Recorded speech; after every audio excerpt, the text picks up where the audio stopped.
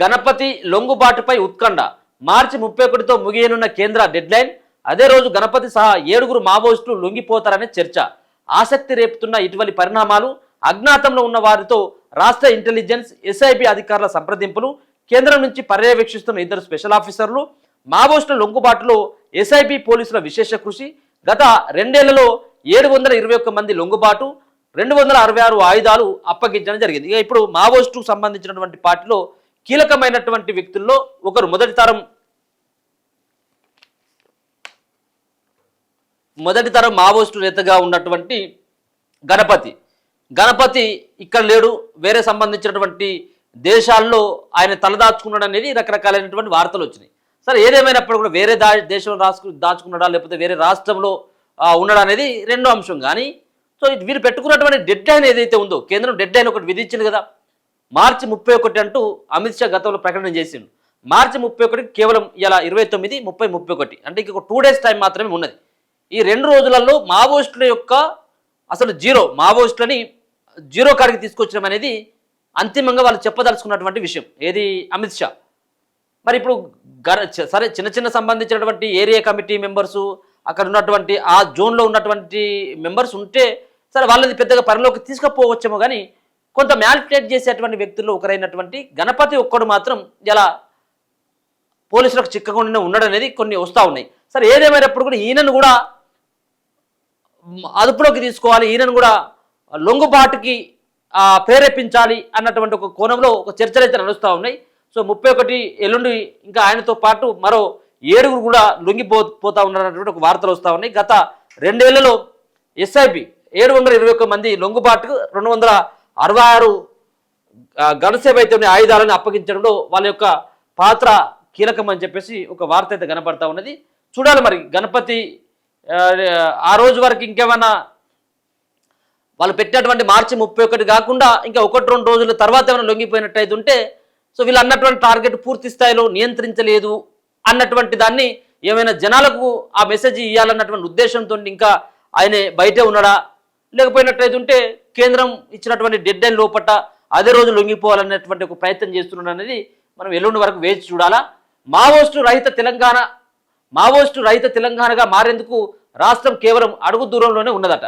4 దశాబ్దాలుగా అజ్ఞాతంలో ఉన్న అగ్రనేత ముప్పాళ్ల లక్ష్మణరావు అలియాస్ గణపతి సహా తెలంగాణ ప్రాంతానికి చెందిన 6గురు మావోయిస్టు నేతల లొంగుబాటుకు రంగం సిద్ధమైంది. ఈ నెల 31తో మావోయిస్టులపై కేంద్రం విధించిన డెడ్ లైన్ ముగియనుండగా అదే రోజు రాష్ట్రంలో కీలక పరిణామాలు చోటు చేసుకోనున్నాయి. దేశవ్యాప్తంగా తీవ్ర ఉత్కంఠం రేపుతున్న గణపతి లొంగుబాటు లేదా అరెస్టుకు సంబంధించి మరో 2 రోజుల్లో తెరపడనున్నట్లు విశ్వసనీయ వర్గాల ద్వారా తెలిసింది. ఈ మేరకు రాష్ట్ర ఇంటెలిజెన్స్ ఎస్ఐబి అధికారులు గణపతితో చర్చలు జరుపుతున్నట్లు సమాచారం. ఆ దిశగా రాష్ట్ర పోలీసు శాఖలో పరిణామాలు వేగంగా మారుతున్నాయి. అజ్ఞాతంలో ఉన్న వారితో రాష్ట్ర ఇంటెలిజెన్స్ ఎస్ఐబి అధికారుల సంప్రదింపులు జరుపుతుండగా కేంద్రం నుంచి 2 స్పెషల్ ఆఫీసర్లు కూడా పర్యవేక్షిస్తున్నారు. ఆ 7గురి లొంగుబాటే కీలకమాట. సీఎం రేవంత్ రెడ్డి పిలుపుతో ఎస్ఐబి నిర్వహించిన ఆపరేషన్ సరెండర్ పేరుతో మావోయిస్టు కేంద్ర కమిటీ సభ్యుడు దేవ్జీ అలియాస్ తిప్పిరి తిరుపతి, మల్లా రాజిరెడ్డి అలియాస్ సంగ్రామ్, దామోదర్, చంద్రన్న సహా పలువురు కీలక నేతలు నెలల వ్యవధిలోనే లొంగిపోయిన సంగతి తెలిసిందే.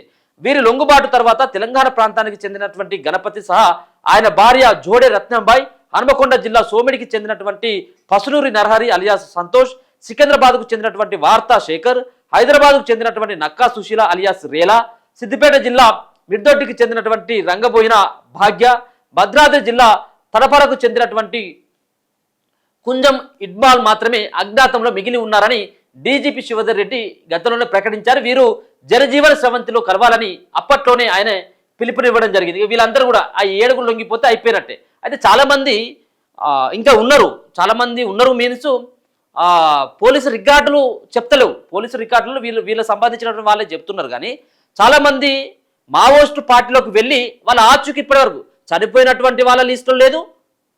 మరో పక్కన పోలీసులు వాళ్ళు గీవిలే ఉన్నారని చెప్పేసి ఏదైతే వాళ్ళు లిస్ట్ రిలీజ్ చేస్తూ ఉన్నారో దాంట్లో కూడా వాళ్ళ యొక్క బంధువులు కావచ్చు, వాళ్ళకి సంబంధించినటువంటి కుటుంబ సభ్యుల పేర్లు లేకపోవడం చాలామంది వాళ్ళు ఆందోళన వ్యక్తం చేస్తూ ఉన్నారు.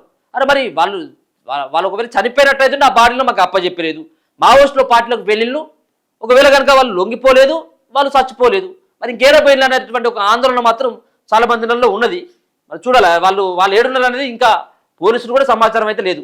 వాళ్ళు మరి ఇన్ని ఏళ్ల బట్టి చచ్చిపోయినా లేకపోతే బతికున్నారా అనేది కూడా తెలియకుండా పోయింది. గణపతి కోసం కేంద్రం నుంచి 2 స్పెషల్ ఆఫీసర్లు వచ్చిందట. గణపతి సహా అజ్ఞాతంలో ఉన్న 7 తెలంగాణ ప్రాంత మావోయిస్టుల లొంగిబాటుపై రాష్ట్ర SIB inter state counter intelligence cell ప్రత్యేక దృష్టి పెట్టింది. విశ్వసనీయ సమాచారం మేరకు గణపతి లొంగుబాటుకు సంబంధించి కేంద్రం నుంచి నియమించినటువంటి 2 స్పెషల్ ఆఫీసర్లు ఇప్పటికే రాష్ట్ర పోలీస్ ఉన్నతాధికారులతో భేటీ అయ్యారు. గణపతి ఆరోగ్యంతో పాటు పునరావాసం, దేశవ్యాప్తంగా ఆయనపై ఉన్న కేసుల సహా సున్నితమైన అంశాలపై పలు ప్రతిపాదనలు సిద్ధం చేసి ఉంచారు. ఉత్కంఠ రేపుతున్న తుది అంకం దేశంతో పాటు తెలంగాణ రాష్ట్రాన్ని మావోయిస్టు రహితంగా ప్రకటించాలన్న అధికారిక రికార్డుల్లో ఉన్న మావోయిస్టులంతా లొంగిపోయారని లేదంటే చనిపోయారని చూపించాల్సిందే. ఈ క్రమంలో 40 ఏళ్లుగా అజ్ఞాతంలో ఉన్న అగ్రనేత జగిత్యాల జిల్లా బీర్పుకు చెందినటువంటి ముప్పాల లక్ష్మణరావు లొంగుబాటుపై తీవ్ర చర్చ జరుగుతుంది. గడువులోగా గణపతి జనజీవన స్రవంతిలో కలిస్తే తెలంగాణ మావోయిస్టు రహిత రాష్ట్రంగా మారనుంది. ఇందులో భాగంగానే గణపతి లొంగుబాటును ప్రభుత్వం అత్యంత ప్రతిష్టాత్మకంగా తీసుకున్నట్టు తెలిసింది. అజ్ఞాతంలో ఉన్నట్టుగా పోలీసుల రికార్డులో ఉన్న మరో 38 మందికి సంబంధించి నేటికి పోలీసులకు సమాచారం లేదు. మరోవైపు ఇప్పటికే జనజీవన స్రవంతిలో కలిసిన దేవుజీ సహా కీలక నేతలు తాము లొంగిపోలేదని పోలీసులు అరెస్టు చేశారని చెప్తున్నప్పటికీ ఫలితం మాత్రం ఆయుధాన్ని వీడి ప్రజల మధ్యకు రావడమే. సో మొత్తానికి మేము లొంగిపోలేదు, పోలీసులు అరెస్టు చేసిందనేది వాళ్ళు చెప్తా ఉన్నారు, లొంగిపోయినటువంటి దేవుజీ లాంటి వ్యక్తులు. సరే, ఏదేమైనప్పటికీ కూడా ఈ 38 మందికి సంబంధించినటువంటి సమాచారం ఎక్కడ పోయింది? పోలీసు రికార్డులో లేదు, వాళ్ళు లొంగిపోలేదు, చనిపోలేదు. మరి ఏడపోయింది అనేది ఎవరికి అంతుపట్టినటువంటి అంశం. డెడ్ లైన్ దాటితే తర్వాత పరిస్థితి ఏంటిది? కేంద్రం చెబుతున్నటువంటి ప్రకారం ఈ నెల 31న మావోయిస్టులకు డెడ్ లైన్ పూర్తవుతుంది. తాము అజ్ఞాతం విడి జనం మధ్య ప్రజా సమస్యలపై ప్రజాస్వామ్య విధానంలో పోరాటాలు చేస్తామని ఇప్పటికే లొంగిపోయిన కేంద్ర కమిటీ సభ్యులు తెలిపారు. అదే సమయంలో మావోయిస్టు పార్టీపై ఉన్న నిషేధాన్ని ఎత్తివేయాలని కోరుతున్నారు. కేంద్రం స్పందించి మావోయిస్టు పార్టీపై నిషేధం ఎత్తివేస్తే అజ్ఞాతంలో ఉన్న మిగిలిన మావోయిస్టులంతా ఆయుధాలు వీడి లొంగిపోయేలా తాము కృషి చేస్తామని చెబుతున్నారు. ఇటీవల సీఎం రేవంత్ రెడ్డితో సమావేశంలోనూ కీలక మావోయిస్టు నేతలు ఈ మేరకు ప్రతిపాదించారు.